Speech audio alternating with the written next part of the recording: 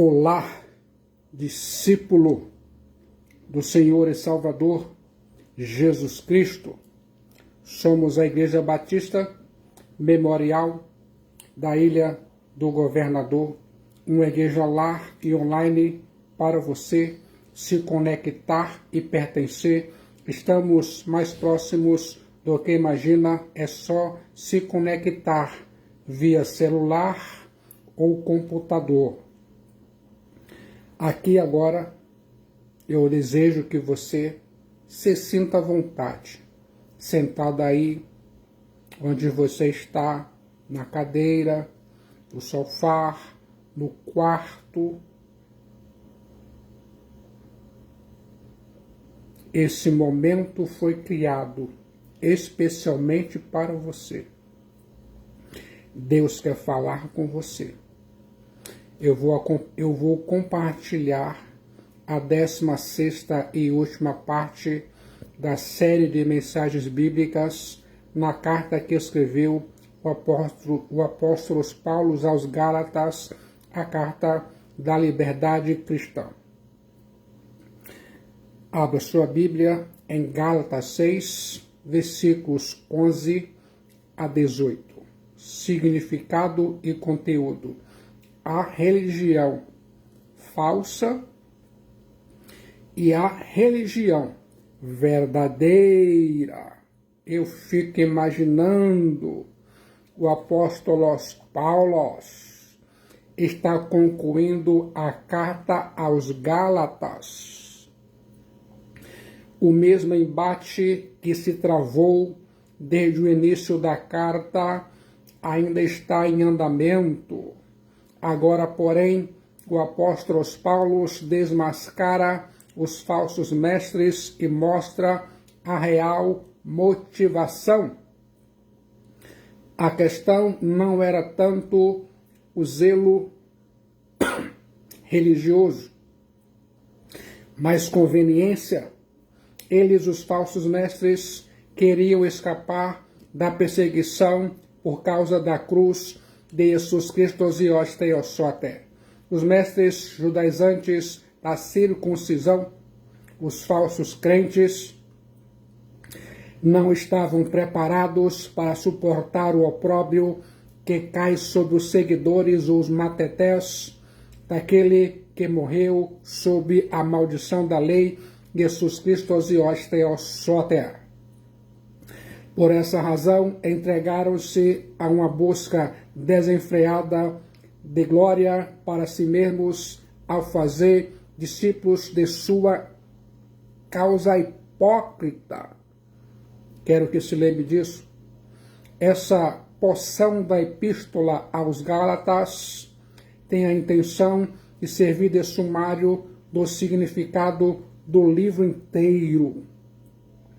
O apóstolo Paulo aplicou o golpe inicial e o testemunho final que tirou seu ensino do terreno do argumento abstrato para o terreno da realidade pessoal e concreta. Quero que se lembre disso. Nas últimas palavras da epístola aos Gálatas, o apóstolo Paulo faz um contraste entre a falsa e a verdadeira religião, entre os falsos ministros e os verdadeiros ministros. Ele, o apóstolo Paulo, já havia deixado claro que era necessário escolher entre a escravidão e a lei. Ele, o apóstolo Paulo, já havia deixado claro que era necessário escolher entre a carne e o espírito. Ainda mais, ele, o apóstolo Paulo, já havia deixado claro que era necessário escolher entre o viver para si mesmos e viver para os outros. Agora, o apóstolo Paulo apresenta um quarto contraste: viver em função do louvor dos homens ou viver para a glória de Deus. Com isso, o apóstolo Paulo trata da questão da motivação do entusiasmo em Theos. Vou destacar alguns pontos para a nossa reflexão. O apóstolo Paulo revela suas motivações. O apóstolo Paulo fundou as igrejas da Galácia. O apóstolo Paulo gerou aqueles cristãos em Jesus Cristo Osiós Teossota e chamou-os de filhos Tecnon. Irmãos Adelfos eram preciosos para ele e por isso o apóstolo Paulo tinha zelo por eles, os cristãos gálatas. Agora o apóstolo Paulo pede a atenção deles, começando com ímpeto. Gálatas 6:11. Vede com que letras grandes vos escrevi de meu próprio punho cheio. É sabido que o apóstolo Paulo usava um amanuense ou secretário para escrever suas cartas. Ele aditava e o escrevente anotava fielmente o que o apóstolo Paulo dizia. Ao final da missiva, o apóstolo Paulo coloca seu próprio nome. Porém, o apóstolo Paulo diz aqui que escreveu com grandes letras e de próprio punho cheio. Isso pode significar duas coisas. Primeiro, o apóstolo Paulo escreveu toda a carta. Segundo, o apóstolo Paulo tomou a pena do secretário e, antes de colocar sua assinatura, escreveu essas últimas palavras. Geralmente, o apóstolo Paulo fazia isso apenas para colocar a sua assinatura como garantia contra falsificações. Às vezes, Paulo, incluía uma exortação final ou a bênção apostólica. Nessa ocasião, porém, Paulo escreveu algumas sentenças finais de próprio punho cheio. Vamos continuar. Quer saber o que o apóstolo Paulo quis dizer com a expressão vede Eidon, com que letras grandes vos escrevi? Gálatas 6:11. Em primeiro lugar, o apóstolo Paulo está demonstrando sua ênfase. Paulo dá redobrada ênfase ao que está escrevendo na conclusão dessa carta aos Gálatas. O apóstolo Paulo, chama a atenção para esse conteúdo.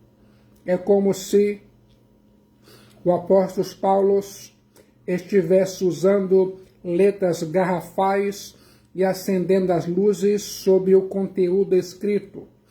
O que o apóstolo Paulo está escrevendo não pode passar despercebido. É matéria de valor capital. É mensagem vital para a Igreja de Jesus Cristo. Em sintonia com a maioria dos comentaristas, é de opinião que o apóstolo Paulo usou letras grandes deliberadamente ou porque estivesse tratando os seus leitores como crianças, repreendendo sua imaturidade espiritual e, portanto, escrevendo com letras para crianças, ou simplesmente por questão de ênfase para chamar a atenção e despertar a mente, como se hoje em dia usasse letras maiúsculas ou sublinhasse as palavras. Na antiguidade, uma letra grande tinha a mesma intenção do sublinhado em nossas cartas ou do tipo itálico em negrito em nossa técnica de impressão. Você sabia? Em segundo lugar, o apóstolo Paulo está demonstrando sua deficiência física. Gálatas 6,11, vede, com que letras grandes vos escrevi. Alguns intérpretes bíblicos opinam que o apóstolo Paulo está revelando aqui a razão pela qual usava um secretário. Segundo esses eruditos, o apóstolo Paulo tinha uma grave deficiência visual e por isso não podia escrever senão usando letras grandes.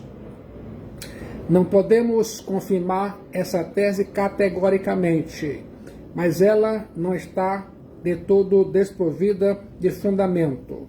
Se o apóstolo Paulo sofria mesmo de algum problema de visão, esse parágrafo de encerramento certamente tocou ainda mais fundo no coração de seus leitores. O apóstolo Paulo desmascara agora os falsos mestres judaizantes.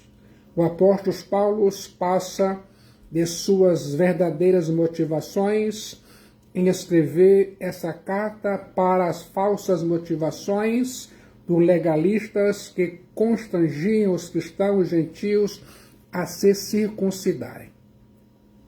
Com isso, o apóstolo Paulo evidencia que o cristianismo não é fundamentalmente uma religião de cerimônias externas, mas algo interior e espiritual do coração cárdia.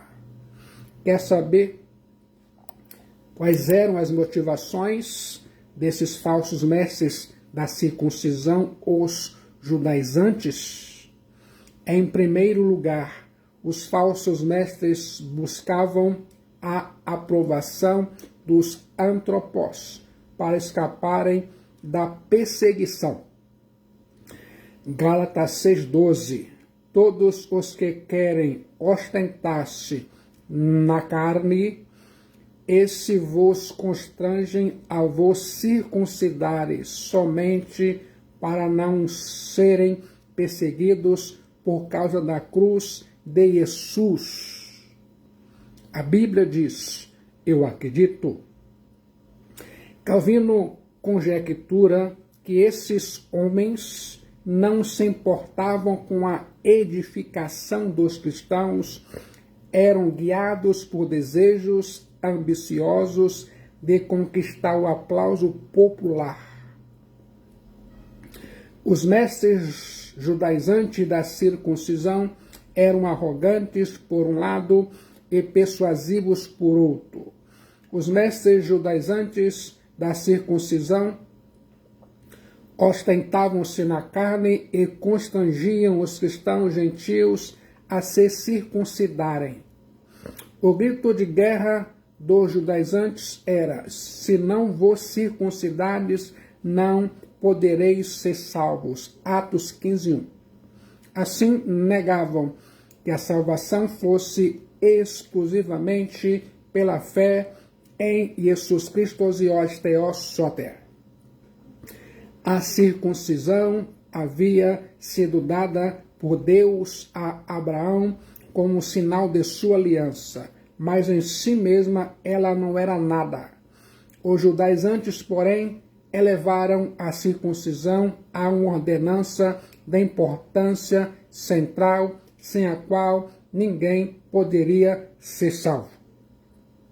Esses mestres judaizantes da circuncisão andavam de peito estufado, gloriando-se na carne, eram bons marqueteiros e sabiam vender o seu peixe, pois constrangiam os cristãos da Galácia a se circuncidarem. A empáfia desses judaizantes, porém, com sua balofa ostentação carnal, tinham como finalidade fazer proselitismo dentro da igreja para escapar da perseguição. Você sabia? Os romanos respeitavam a religião judaica. Sua prática era permitida oficialmente.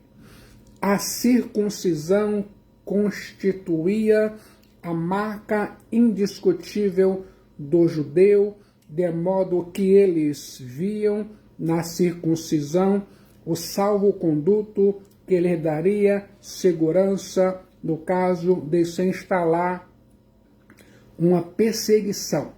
A circuncisão os preservava tanto do ódio dos judeus como da lei romana.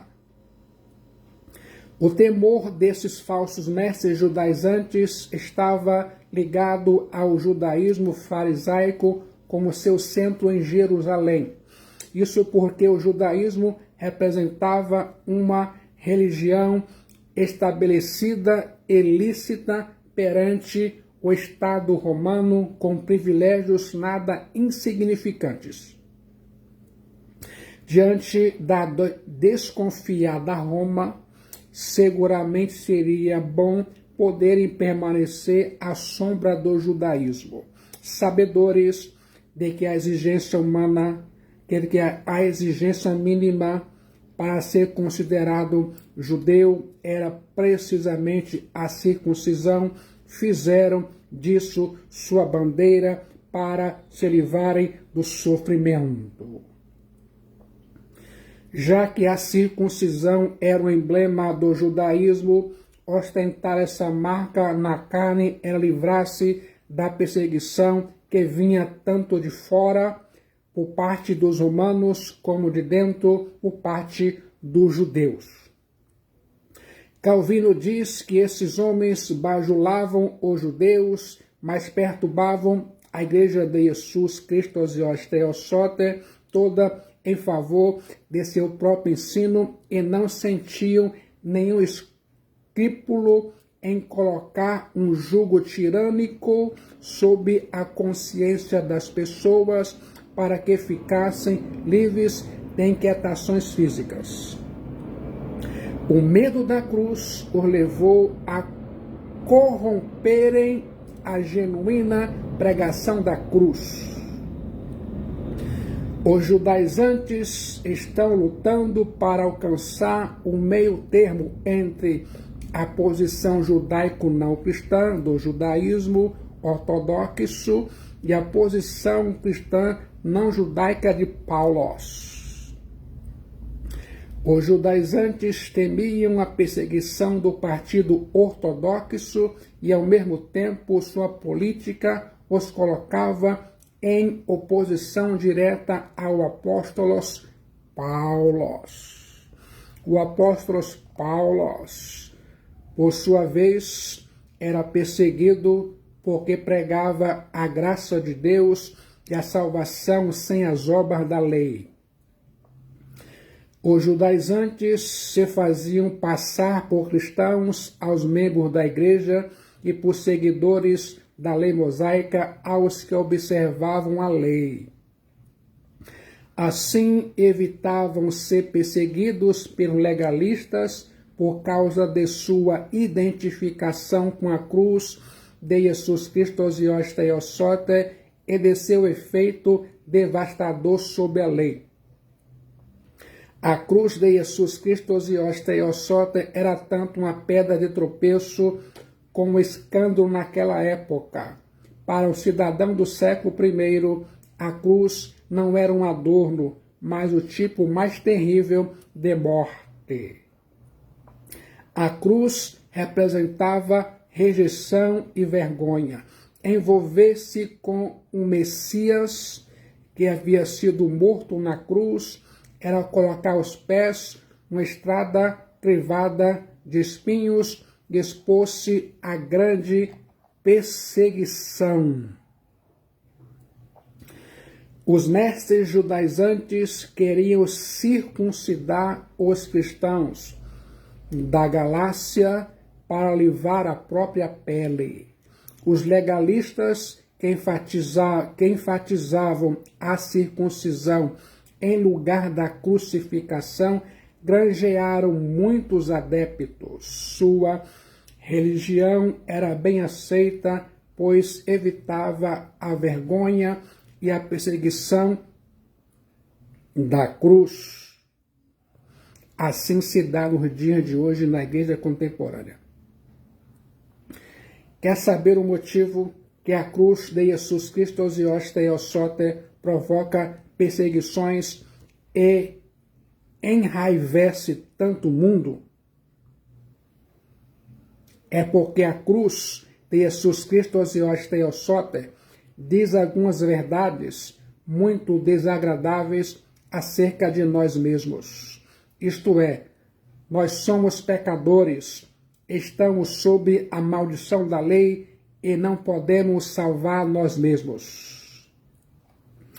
Jesus Cristo Osios Theosote assumiu nosso pecado e maldição exatamente porque não havia outra forma de nos vermos livre deles. A cruz de Jesus Cristo Osios Theosote nos reduz a nada. A cruz de Jesus Cristo Osios Theosote fere mortalmente o nosso orgulho e a nossa soberba. É aos pés da cruz de Jesus Cristo Osios Theosote que voltamos ao nosso estado normal. Guarde isso em sua mente. Em segundo lugar, os falsos mestres da circuncisão ou judaizantes revelam sua hipocrisia ao ostentar os números estatísticos. Gálatas 6,13. Pois nem mesmo aquele que se deixa circuncidar guarda a lei, antes querem que vos circuncideis para gloriarem na vossa carne. Os judaizantes não eram apenas arrogantes e persuasivos, mas hipócritas. Os judaizantes exigiam dos outros aquilo que não praticavam. Os judaizantes falavam uma coisa e faziam outra. Os judaizantes pertenciam ao mesmo grupo dos fariseus, sobre os quais Jesus Cristo Osios Theosote disse: porque dizem e não fazem. Mateus 23:3. Jesus Cristo Osios Theosote chamou esse grupo de hipócritas e raça de víboras. Guarde isso em sua mente. O apóstolo Paulo desmascara esses hipócritas, mostrando que sua reverência à lei era apenas uma máscara para encobrir seu verdadeiro objetivo, ganhar mais convertidos para sua causa.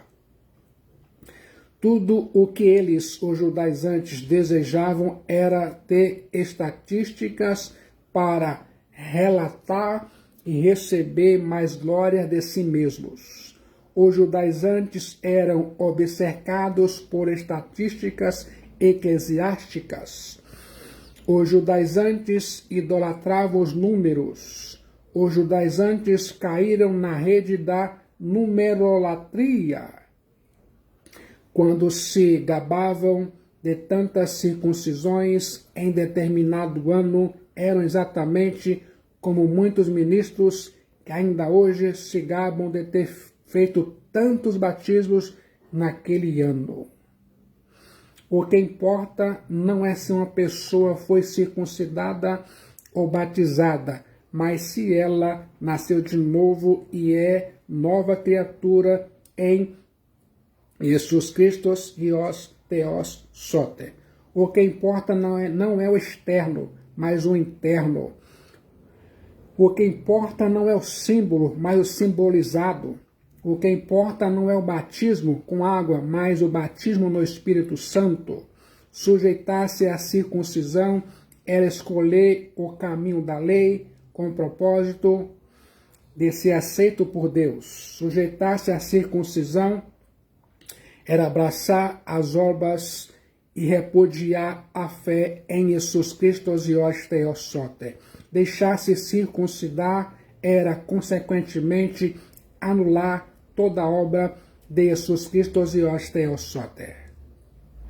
Os falsos mestres judaizantes, porém, exigiam dos cristãos gentios algo que eles mesmos não cumpriam. Os falsos mestres judaizantes estavam sendo hipócritas, pois requeriam dos gentios o cumprimento da lei, mas eles mesmos não a observavam. Porque, de fato, os mestres judaizantes queriam era ostentar o número de adeptos que estavam conseguindo dentro da igreja. Os judaizantes eram proselitistas e não evangelistas. Os judaizantes eram pescadores de aquário e não pescadores de homens. Os judaizantes viam o seu sucesso em seus números estatísticos e não em sua fidelidade à verdade. O principal objetivo desses falsos mestres judaizantes não era ganhar almas para Jesus Cristo e Osteiosote, nem ajudar os cristãos a crescerem na graça. O propósito dos judaizantes era ganhar mais convertidos para então se gabar. Os mestres judaizantes desejavam causar excelente impressão exterior. Os mestres judaizantes não realizavam a obra para o bem da igreja, nem para a glória de Deus, mas somente para a própria glória. Ao se concentrarem na circuncisão, os judaizantes cometeram outro erro, pois a circuncisão não era apenas um ritual exterior e físico, era uma obra humana realizada por um ser humano em outro ser humano. Mais do que isso, como símbolo religioso, a circuncisão obrigava as pessoas a guardarem a lei. A religião humana começa com uma obra humana, a circuncisão, e continua com mais obras humanas, obediência à lei. O apóstolo Paulo se gloria na cruz de Jesus Cristo e Osteiosote. O apóstolo Paulo faz um contraste entre os falsos mestres que se gloriam na carne e ele, ministro verdadeiro, que se gloria exclusivamente na cruz de Jesus Cristo e Osteiosote. O apóstolo Paulo conhecia a pessoa da cruz, Jesus Cristo e Osteiosote, e ele é mencionado pelo menos 45 vezes na carta aos Gálatas. O apóstolo Paulo conhecia o poder da cruz. A cruz deixou de ser uma pedra de tropeço para ele, Paulo, e se tornou a pedra fundamental de sua mensagem. O apóstolo Paulo conhecia o propósito da cruz. Esse propósito era mostrar ao mundo o Israel de Deus formado de judeus e gentios. Guarde isso em sua mente. Quero que você agora coloque toda a sua atenção nos seguintes pontos. Em primeiro lugar, a cruz de Jesus Cristo e Osteiosote é a nossa única fonte de exaltação. Mas longe esteja de mim gloriar-me, senão na cruz de nosso Kyrios Jesus Cristo. Gálatas 6,14. A cruz não era uma coisa da qual o apóstolo Paulo procurava fugir. Antes, era o motivo de seu orgulho. Enquanto os falsos mestres judaizantes se gloriavam na carne, o apóstolo Paulo se gloriava na cruz de Jesus Cristo e Osteiosote. Não podemos gloriar-nos em nós mesmos e na cruz ao mesmo tempo. temos de escolher. Qual a sua escolha? Só quando nos humilhamos e nos reconhecemos como pecadores que merecem o inferno, deixaremos de nos gloriar em nós mesmos, buscaremos a salvação na cruz de Jesus Christos Ios Theosote e passaremos o restante de nossos dias gloriando-nos na cruz. A cruz de Jesus Cristo Ios Theosote foi o lugar onde o amor de Deus pelos pecadores refugiu com mais esplendor. A cruz de Jesus Cristo Ios Theosote foi o palco onde se manifestou a mais radiante justiça de Deus. A cruz de Jesus Cristo Ios Theosote foi onde nossos pecados foram sentenciados. Foi pela cruz de Jesus Cristo Ios Theosote que o caminho de volta para Deus se abriu. Cristo é o caminho. Foi pela cruz de Jesus Cristo Ios Theosote que fomos reconciliados com Deus. A cruz de Jesus Cristo Ios Theosote é a nossa fonte de vida. Zoé. Guarde isso em sua mente. Em segundo lugar, a cruz de Jesus Cristo Ios Theosote é o palco onde estamos crucificados para o mundo e o mundo para nós. Gálatas 6,14, pela qual o mundo está crucificado para mim e eu para o mundo. Cosmos. Nós estávamos no Calvário. Nós estávamos cravados na cruz do centro. Nós fomos crucificados com Jesus Cristo Ios Theosote. E nessa identificação estamos crucificados para o mundo e o mundo para nós. Eu e você morremos para o mundo e o mundo morreu para nós. Eu e você perdemos o encanto pelo mundo e o mundo perdeu o encanto por nós. Tão certo como Jesus Cristo Ios Theosote morreu e dessa maneira cortou a conexão entre ele mesmo e o mundo, o cristão é emancipado das cadeias com as quais o mundo trazia algemado.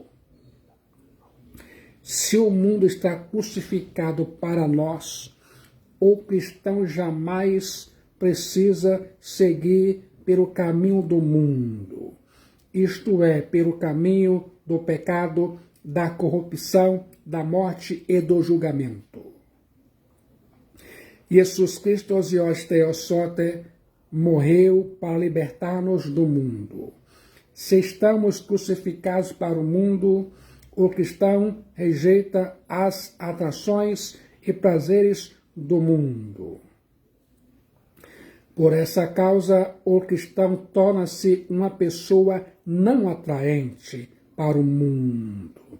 Na sexta-feira da paixão,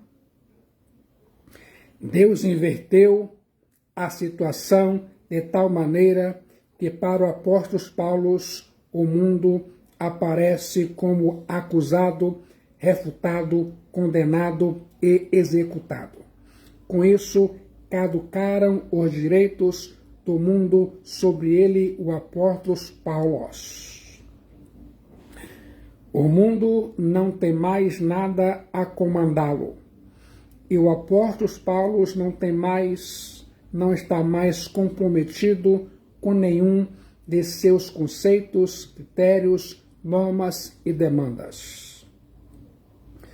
O apóstolo Paulo foi desconectado do mundo por meio da cruz de Jesus Cristo Ios Theosote. No contrafluxo, o mundo declarou o apóstolo Paulo deserdado. Guarde isso em sua mente. Em terceiro lugar, a cruz de Jesus Cristo os Theosote cria um novo homem. Gálatas 6,15. Pois nem a circuncisão é coisa alguma, nem a incircuncisão, mas o ser uma nova criatura. A circuncisão é uma incisão na carne, é algo externo. A circuncisão não produz mudança interior. Ostentá-la não os coloca mais perto de Deus. Não somos aceitos por Deus pela circuncisão, nem somos rejeitados pela incircuncisão.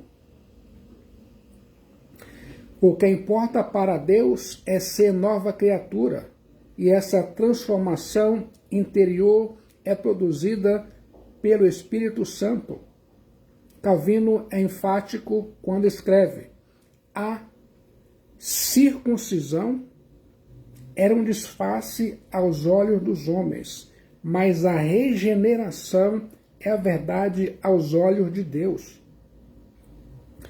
O que realmente importa não é se uma pessoa foi circuncidada ou batizada, mas se ela nasceu de novo e se é agora uma nova criatura em Jesus Cristo os Theosote.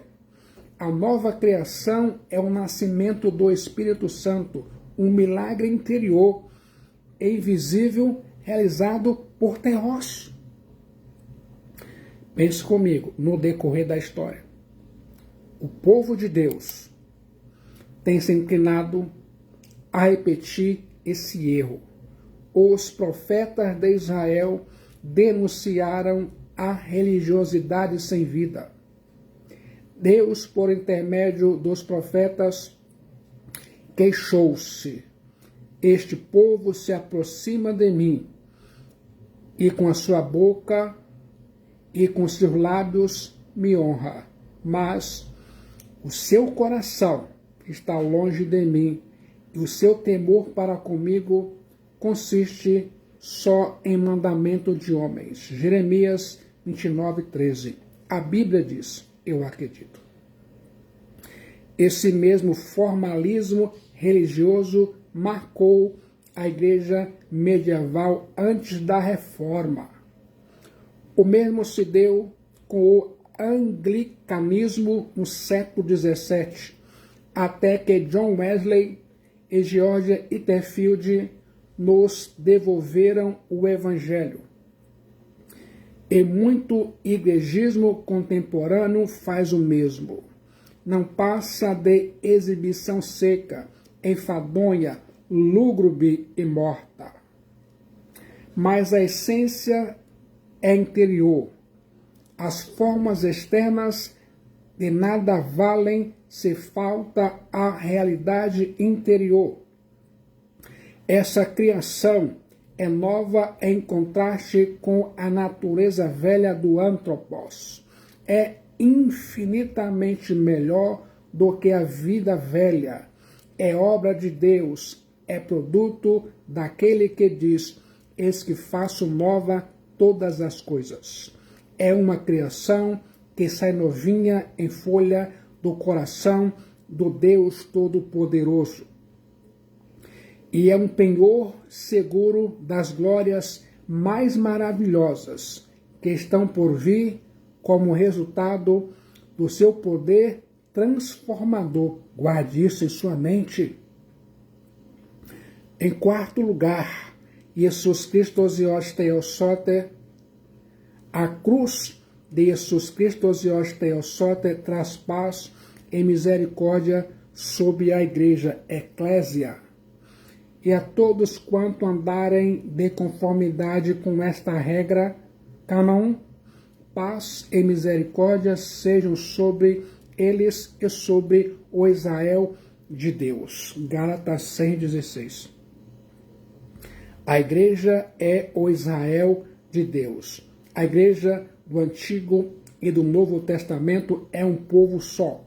Os judeus e gentios se gloriam na cruz de Jesus Cristo e os Theos Sota, e são novas criaturas, são o Israel de Deus.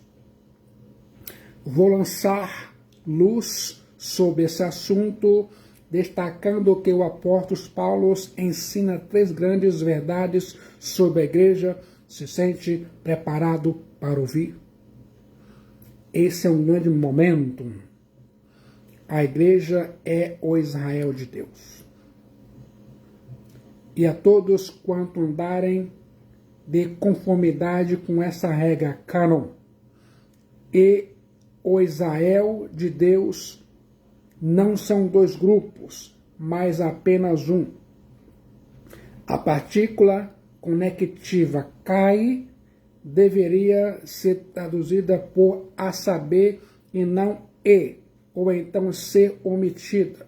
A igreja desfruta uma continuidade direta com o povo de Deus no Antigo Testamento. Aqueles que estão em Jesus Cristo e os Theos Sota hoje são a verdadeira circuncisão, descendentes de Abraão, o Israel de Deus. Fique atento nesse significado e conteúdo. A igreja tem uma regra cânon para sua orientação. A palavra grega para regra é cânon, que significa vara de medir ou régua. Era a medida padrão do carpinteiro. A igreja tem uma regra pela qual se orientar. É o cânon da Escritura, a doutrina dos apóstolos, a doutrina da cruz de Jesus Cristo e os Theos Sota. Essa é a regra pela qual a igreja deve andar e continuamente julgar-se e reformar-se. Guarde a regra da palavra de Deus em seu coração e em sua mente.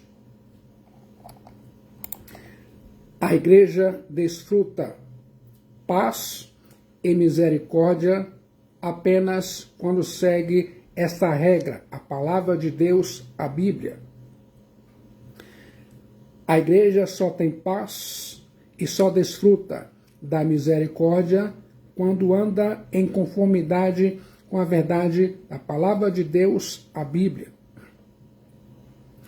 Uma igreja apóstata não desfruta da paz de Deus, nem de sua misericórdia. A paz é a serenidade de coração, que é a porção de todos aqueles que têm sido justificados pela fé em Jesus Cristo e os Theos Sota. Em meio às tormentas da vida, eles, os cristãos, estão seguros porque encontraram refúgio na fenda da rocha. No dia da ira, Deus esconde nessa fenda a todos os que se refugiam nele. A paz e a misericórdia são inseparáveis. Se a misericórdia de Deus não fosse manifesta a seu povo, o povo jamais haveria desfrutado a paz. Guarde isso. Ouça agora, em 5º lugar, a cruz de Jesus Cristo e os Theos Sota dá propósito à cicatriz da vida. Quanto ao mais, ninguém me moleste, porque eu trago no corpo as marcas de Jesus. Gálatas 6,17. O apóstolo Paulo não queria ser mais molestado pelos falsos mestres judaizantes da circuncisão. Ele, o apóstolo Paulo, deu tudo de si. Se apesar disso alguém rejeitar suas palavras e continuar atiçando a briga, o apóstolo Paulo, com essa declaração, sacode a poeira dos pés. As insígnias de seu apostolado eram suas prisões, cadeias, açoites, apedrejamentos e muitos tipos de tratamento injuriosos que ele sofreu por testemunhar o glorioso Evangelho de Jesus Cristo, Theos Soter. Mesmo tendo sido circuncidado ao 8º dia, o apóstolo Paulo não ostentava sua circuncisão como emblema de suas credenciais apostólicas, mas mostrou as marcas de Jesus Cristo e os Theos Soter, os sinais de sua atroz perseguição. A palavra grega para marcas é estigmata. Sem dúvida, essas marcas foram os ferimentos que ele, o apóstolo Paulo, recebeu em diversas perseguições por amor a Jesus Cristo e aos Theos Soter. Ele, o apóstolo Paulo, foi apedrejado na cidade de Listra, na província da Galácia. Ele, o apóstolo Paulo, recebeu dos judeus 195 açoites e foi 3 vezes fustigado com varas pelos romanos. Ele, o apóstolo Paulo, foi preso em Filipos, Jerusalém, Cesareia e Roma. Seu sofrimento pelo Evangelho de Jesus Cristo e os Theos Soter e os ferimentos que seus perseguidores lhe infligiram e as cicatrizes que ficaram eram as marcas de Jesus. Essas eram suas verdadeiras credenciais e isso bastava. A palavra estigmata, marcas, era usada no grego secular para referir-se ao ferretear dos escravos com sinal de posse, a marcação de um escravo com sinal de seu senhor com alguma cicatriz distinguível, a fim de demonstrar a quem ele pertencia. O apóstolo Paulo era o escravo de Jesus Cristo e os Theos Soter e havia recebido uma marcação nas diversas perseguições sofridas pelo Evangelho.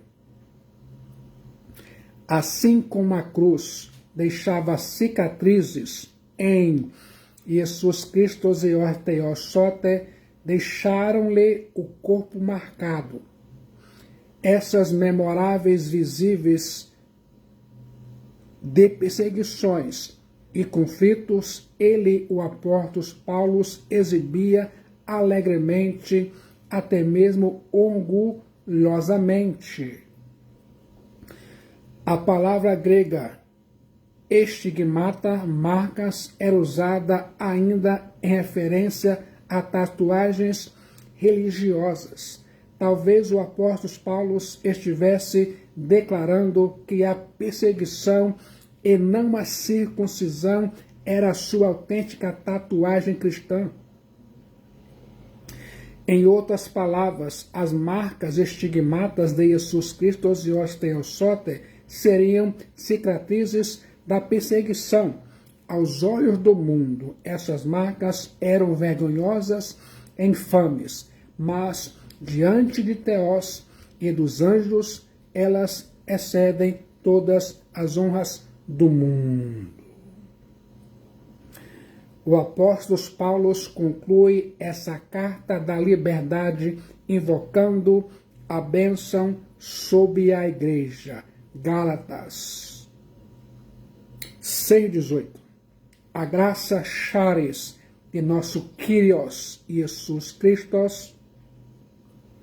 seja, irmãos adelfos, com o vosso espírito. Amém.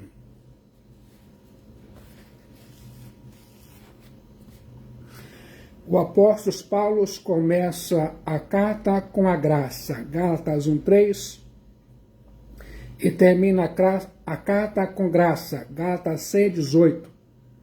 Toda a carta foi dedicada ao tema da graça de Deus, seu favor imerecido a pecadores indignos.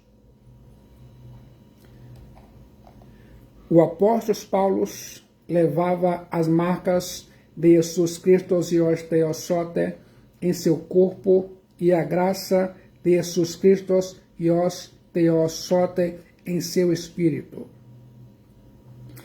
Essa graça só pode ser realmente desfrutada quando atinge o nosso espírito. Portanto, devemos pedir a Deus que prepare em nossa alma uma habitação para a sua graça. A palavra irmãos, Adelphos, acrescenta calor à saudação final. Não ocorre em nenhuma outra das conclusões epistolares do apóstolo Paulo. Já a palavra hebraica amém, assim seja, usada para enfatizar e confirmar uma declaração, só fecha essa carta e a epístola aos Romanos.